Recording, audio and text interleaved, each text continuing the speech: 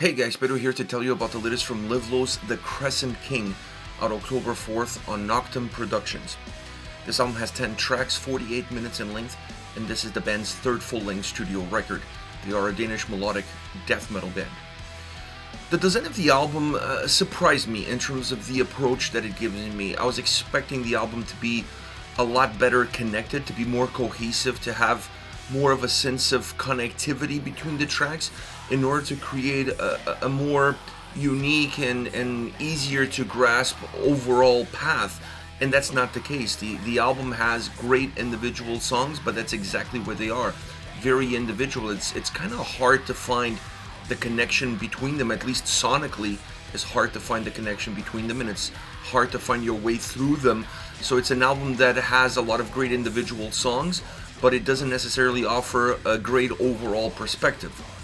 Once you move into the sound on this album has a lot of thickness. It's not a dense sounding record by no means, but it's a very thick sounding album. It's an album that brings in elements and perhaps is missing a few. The elements that brings in that I thought was very interesting was that this record has a lot of technical elements to it, and they come across in the bass sound.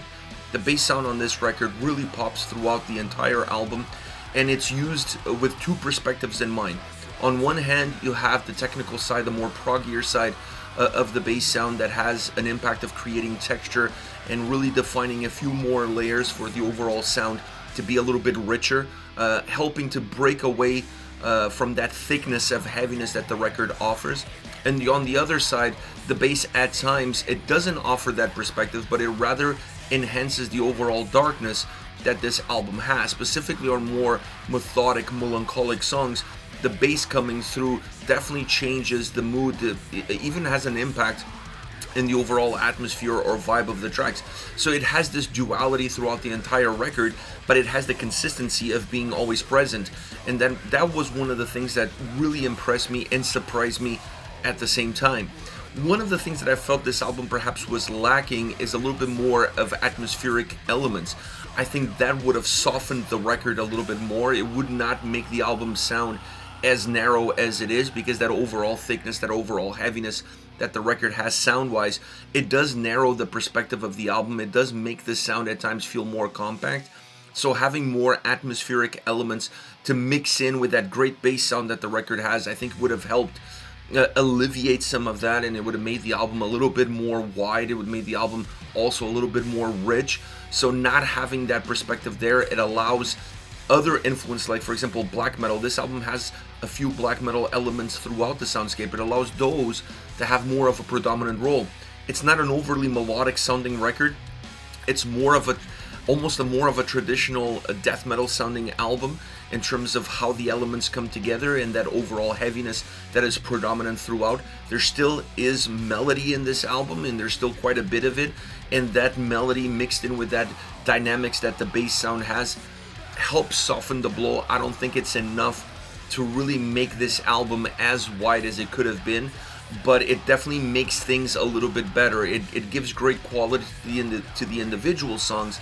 It's just that in the overall perspective, it doesn't make the overall album feel as robust as it could have been otherwise. Now, I still enjoyed the drum sound and the guitars tremendously outside of the bass. I thought the guitar sound on this record has a lot of interesting elements to it, from the more melodic to the more heavier to the more raw sound. It's an album that has a lot of different textures guitar-wise. It has that consistency of heaviness, of sometimes, like I said, raw, feeling unpolished. It's not an album that's very well defined in terms of what the elements are giving, and that adds to the heaviness that the record has. But I still enjoy the guitar sound tremendously. The solos on this record are really cool, and I felt like they added great value, and they also help not only brighten up the songs a little bit, but break away from that overall thickness that the tracks put forward. The drums are very consistent in what they give, and I felt like they gave the substance needed for these tracks to feel powerful. Because if you're gonna go with a less atmospheric, with a less melodic to a certain degree melodic death metal style sounding album with some black metal influences, some technical influences, having the drums offer some sort of consistency, it does help make the sound a little bit more impactful, and it helps make the sound a little bit more powerful, and I feel like that's exactly what happened with this record. Once you move to the vocals, I think the vocals are one of the outstanding elements throughout the entire record. Great vocal performance, very dynamic, offering a lot of life, a lot of energy to the songs and to the record, creating a lot of ebbs and flows, a lot of ups and downs, creating even lateral movement where sometimes that movement does not exist sound-wise because you're on this narrow path. The vocals, the change in the vocal style and the vocal delivery really helps define a little bit more of a wider approach to the way the songs come across, and without a shadow of a doubt is definitely one of the highlights of the entire album. An album, like I said, it has great songs, but I feel like it falls short, slightly short of being a great album. Great songs don't necessarily translate into a great album. This album, from an overall perspective, it starts to feel a little bit overwhelming for the listener because of that lack of atmosphere, that lack of lateral movement, and keeping everything focused on a very narrow lane definitely doesn't help the overall perspective. So it's an album that you can take songs from it. It has great songs, great lyrical content, great vocal delivery, but as a record, it doesn't really quite make it past that finish line. As far as favorite songs are concerned, I want to start off with Scourge of the Stars. I love the bass on this track, and I think that's one of the tracks where you're going to see the bass having a dual role. So on this song, the bass is going to have some technical and even proggy elements to it, and it's also going to have throughout the entire track that ability to create some darkness with how it pops and the impact that it has in the overall sound experience of the song. So it's a track that represents what the overall bass is on this album extremely well, because it gives you both sides of that coin. It has a fabulous solo, and I think the solo adds not only a sense of completing the track, but it adds great melody, great presence. It really brightens the track, and it's an important element of this song, as are the guitars. The guitars are very textured, offering a lot of different ideas, from the heavier, more raw perspective to the more driven to the more melodic, infusing melancholic elements into the song. So it's a track that has a lot of great qualities to how it's put together, and obviously in the terms of how it's presented. Next we have Harvest. This is a more methodic, melancholic song, and in that melody and in that melancholy, it has an inherent darkness to it. You kind of see that darkness seeping into the song, and then having the bass pop quite a bit throughout this track, it enhances that darkness even more. There's also at the midway point, I really love the bass coming through in a very technical way. It gives the track this great bridge in the middle, and it really divides the song. But it's such a great divide that showcases, once again, another track that really showcases the two sides of what the bass sound can offer and what the bass sound can give. This one even more defined than Scourge of the Stars.